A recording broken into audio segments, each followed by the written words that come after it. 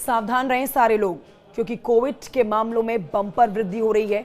JN.1 variant बढ़ा रहा है गैस्ट्रो संबंधी समस्याएं। कोविड के इस नए वेरिएंट से जुड़ी एक बहुत बड़ी अपडेट आप तक लेकर आए हैं, पूरी खबर जानिए। भारत में एक बार फिर से कोविड-19 के मामलों में तेजी देखी जा रही है, जिसका प्रमुख कारण JN.1 वेरिएंट है, जो कि ओमिक्रॉन का ही एक वेरिएंट है। ये वेरिएंट खासतौर पर अपने पाचन तंत्र से जुड़ी हुई समस्याओं के लिए जाना जा रहा है। जी हां, जिसमें उल्टी, जी मचलाना, पेट दर्द और डायरिया जैसी शिकायतें शामिल हैं।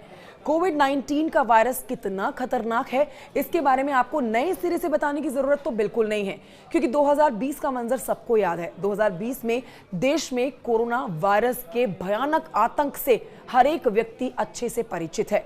हर दिन मौत का आंकड़ा एक नया रिकॉर्ड बना रहा था। अब देखिए, कुछ समय शांत रहने के बाद कोविड ने वापसी की है और ये नया वेरिएंट बेहद खतरनाक बताया जा रहा है। कुछ समय शांत रहने के बाद वापस एक बार फिर से मौत का तांडव ये कोविड का नया वेरिएंट मचाता हुआ नजर आ रहा है। 26 मई तक के सरकारी डेटा के अनुसार देश भर में 1010 कोविड के एक्टिव केसेस थे, जिनमें महाराष्ट्र, केरल, दिल्ली और सबसे ज्यादा ये प्रभावित स्टेट हैं, जहां लगातार ये नंबर बढ़ता हुआ नजर आ रहा है।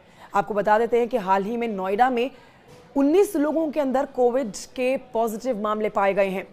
कोविड-19 वायरस का करंट स्ट्रेन JN.1 वायरस का प्रोटीन म्यूटेशन है। शुरुआती शोध में पता चलता है कि NB.1.8.1 वेरिएंट पिछले स्ट्रेन की तुलना में अधिक संक्रामक है, यानी कि इसका इन्फेक्शन काफी तेजी से फैलता है।